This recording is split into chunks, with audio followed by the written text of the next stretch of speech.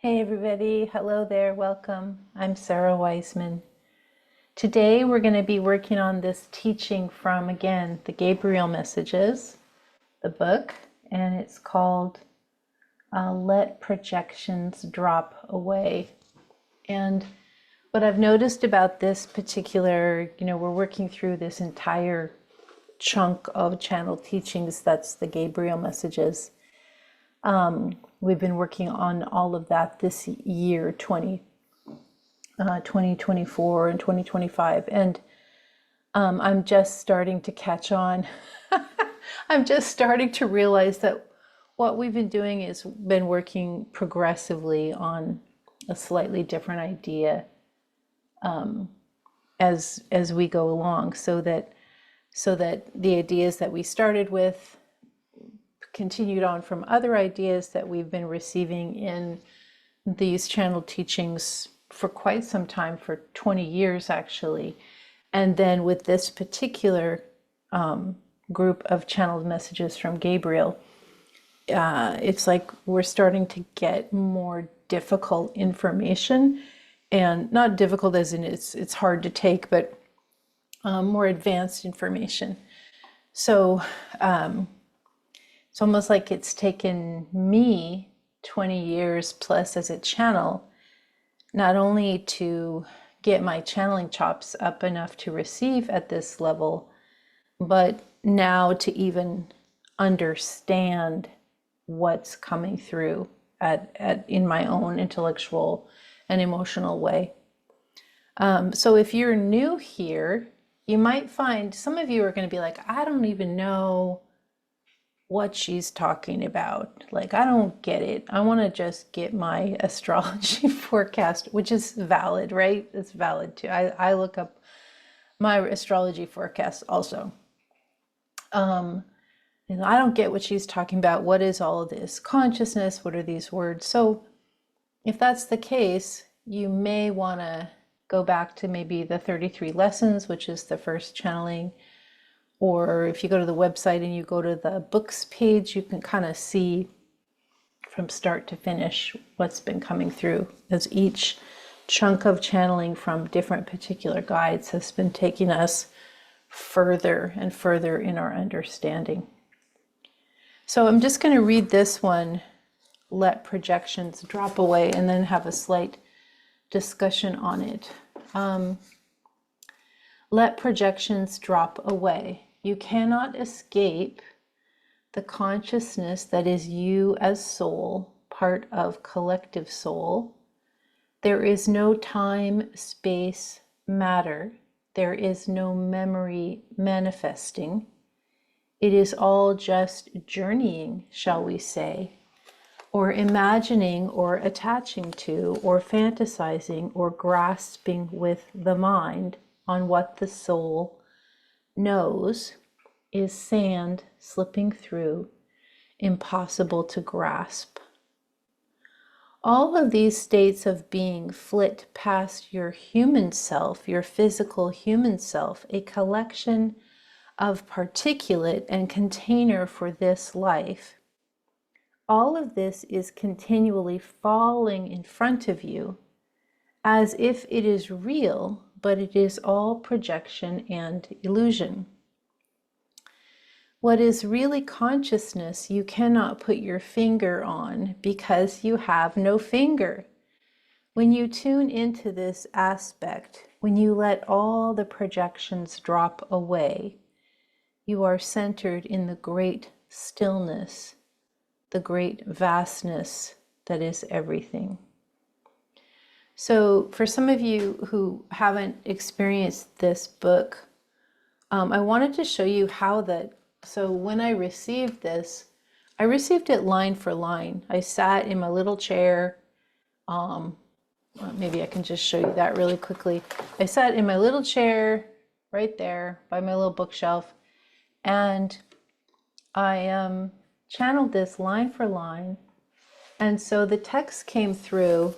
I don't know if you can see this, but it's almost like a poem, right? So I'm sure it's backwards for you, but it's like a poem, these line for line with these very specific line breaks. And I was somewhat terrified to well, I did not allow myself to change things as, normally we don't do a line for line text. Normally, even if the lines are short, which is how the other channeling's been in the past often, at least the lines wrap around in a more normalized way. But in this particular case, everything came through almost like a poem.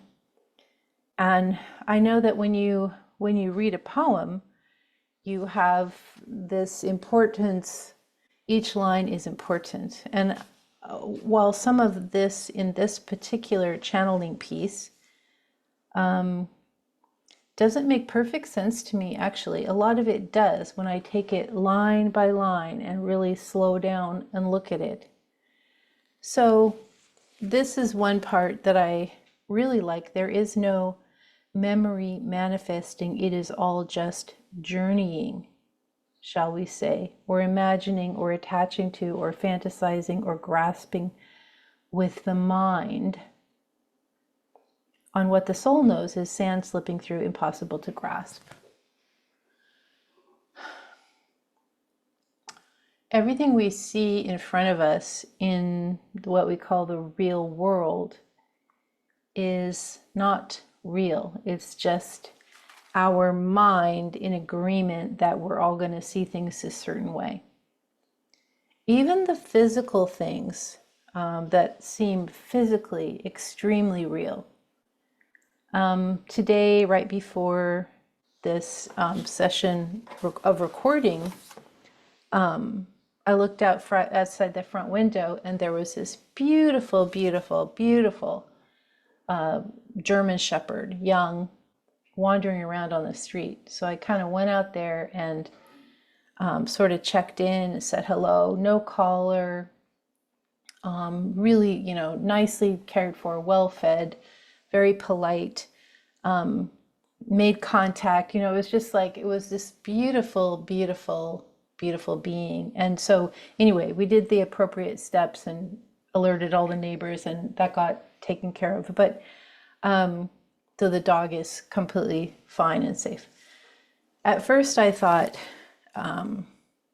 oh, is this my new dog? Which I can't have a large dog like that. Like, that's just it's not gonna work. My house is really tiny, and it's just not gonna work. But then I thought, is this a spirit visitation of some kind? Is this, and then I even thought upon reading this channeling, like, is this even real, or is this more like part of a dream or a message or a spiritual symbol that intrudes upon the so-called waking reality? And the reason I thought this is because the entire encounter had a sort of magical quality to it. There was a high level of consciousness in the dog. I had a high level of connection, like we were just being telepathic. Like I understood the situation. We communicated clearly. It was unexpected. It was wonderful. And now that I think back, actually, today, I already have seen a deer, a mother deer and a baby deer, about a half hour before that. And a few minutes before the deer, I saw in the middle of Portland some cows in a field. And all of this is in the middle of the city, right? So there's some property where some cows are grandfathered in. I have no idea how this is, but they're grandfathered in as rural. So so that was surprising and shocking to see that level of what I would call the large animal kingdom in a very small container of time, and just have like, oh, we're here, we're here, we're here, and this connection with all of those beings, non-human. Now, what does it mean? I don't know, or maybe I don't know yet. Whenever I have these instances of synchronicity or surprise or that kind of, tingly, magical feeling of like, what's happening? I was just, I turn my spidey senses on and I just start paying really big attention to things that I might normally miss or I might normally be distracted from. So anyway, all of that happened, and this idea of is this reality a waking dream? Even the physical can be created or attracted by the conscious mind. I want to go back, and so I've been thinking a lot about this idea of thoughts become things, because I continue to say like, don't manifest, or thoughts do not become things, and like I think I've been a little oversimplifying.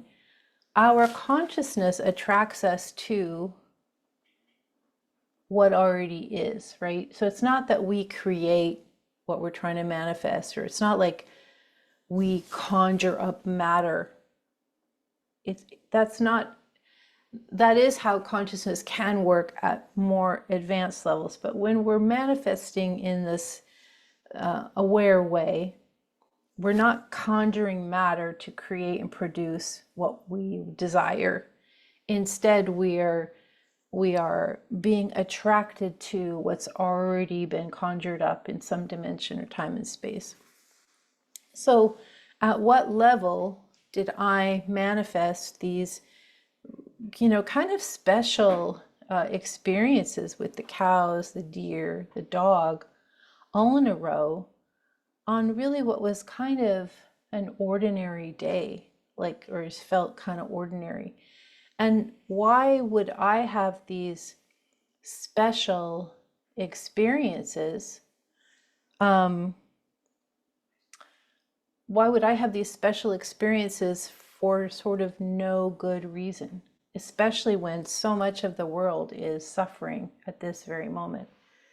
And what I would say is that all of this is available to us at all times if we just sort of tune in.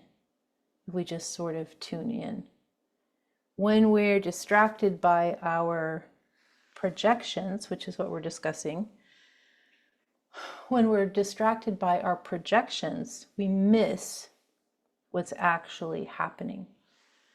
So what's a projection? A projection is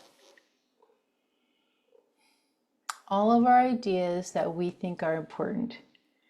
It's all of our opinions. So certainly it's our politics, it's our religion, it's our dogma, it's our rules, it's our opinions. Our projections are everything that we think is the way it is in our mind. And, when we get down to it, it may or may not be. Byron Katie has, their work of Is This True? Is a great way to approach projections. Like every single thing you think you believe, you just take that statement. Is this true? Is this true? Is this really true? And you will get down to what's actually important.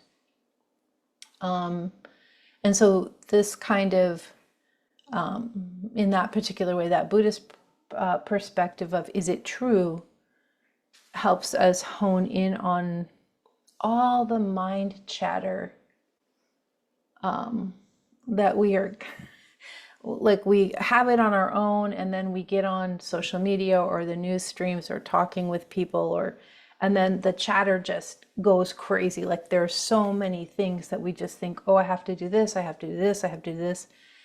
Not necessarily tasks that we have to do, but ways of thinking about things. Like, so when we say, is this true? We break down from there. An example might be, like in my case, like I think, oh gosh, my house is so tiny, like it's really little, and I really think I should probably look for a place with more space, because obviously a person needs more space, right? And the interesting thing is, like, that may or may not be true. That may or may not be true. It may be that there's a beautiful simplicity of having a very small place, which is, there's not many chores. It's pretty great that way. It may be that this projection of I need something different is incorrect. And so that's why I say, don't bother manifesting, just watch what you're being attracted to. And the other thing that I would also say is, when you are going within, like here it says, it's all just, we're all just journeying, right? It's everything that we experience through our third eye visioning, through our dreams, through our intuition. That's the real stuff. That's where our real lives are happening. So when we're in that space, it's really important to pay attention to what you receive. But so you go in, you meditate, please, guides, give me an answer, or universe, give me an answer, or angels, give me an answer, God, however, you're just throwing your request up, and then you get an answer, right? And it's like, maybe an angel does not come in the room 7 feet tall, or maybe a guide does not come in, or maybe a departed doesn't come in, but you just get this sense of knowing, like, okay, I have the knowing for this. Like, what is the root of my answer? And you receive it. So you hold that answer. And sometimes some people are so clear, they get the answer and they go do that answer, and that's it. That's all that's needed. But for most of us, the answers come in and we kind of look at the answer and go, what? I don't know what this means. I don't like this answer. I don't like this answer. I don't want this answer. This answer makes no sense to me. And then we go in again. Oh, universe, I don't get it. What? Tell me better. Tell me more clearly. And we get an answer. And then we're like, this answer is worse than the first answer. You know, it makes no sense.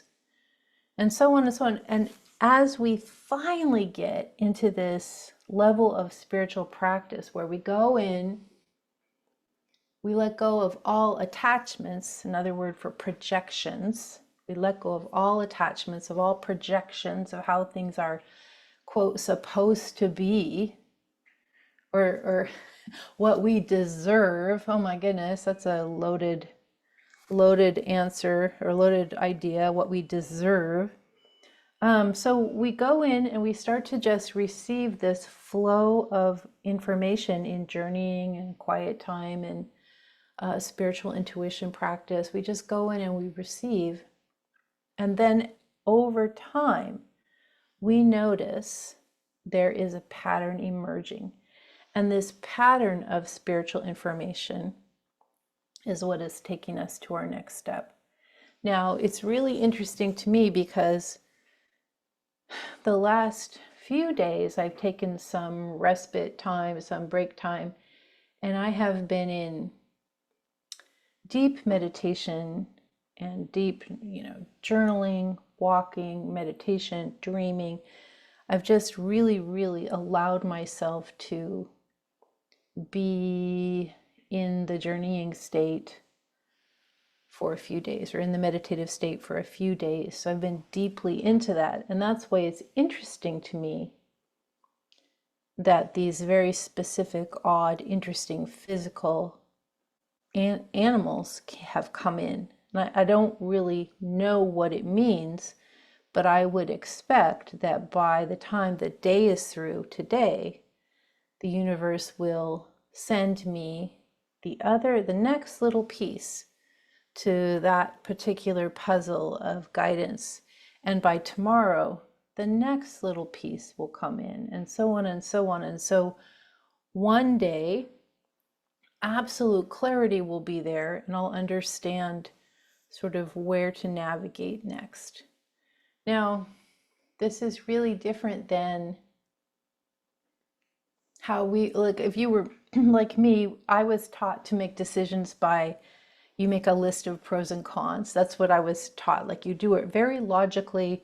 You make a list of pros and cons, and then you kind of like see which ways, which heavier, you know, which side of the balance the decision should go. So this is not that. This way of using intuition by letting go of your projections and your attachments to how things should be or what you deserve,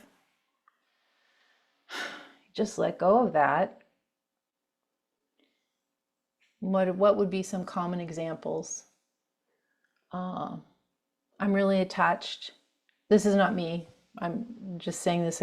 A person might be very attached to being married. A person might be very attached to being in a monogamous marriage. A person might be very attached to having a certain income. A person might be attached to having a certain body style. A person might be attached to living in a certain place. A person might be attached to having their kids have jobs if they're adults. A person might be attached to having their kids be mentally healthy, you know, when maybe they're not. A person might be attached to the gender or sexual identity of their kids or of their friends. A person might be attached to being in a certain religion. A certain person might be attached to having certain spiritual practices, including more modern New Age practices that we tend to think are, you know, pretty good. And then you might be really attached to those. So those are just a few ways we get attached to stuff. And again, it's all projection. It's all attachment. And when you take a moment and let that drop and just allow yourself to be in kind of how things are happening, interesting things start to happen. Interesting things start to happen. And then you flow along with that. It's kind of intense subject for today. Some of you are like right on it. Some of you are like, what? So just hang with it. And actually, I would just say, let go of all expectation of anything for the rest of the day today, and just kind of notice if something interesting happens.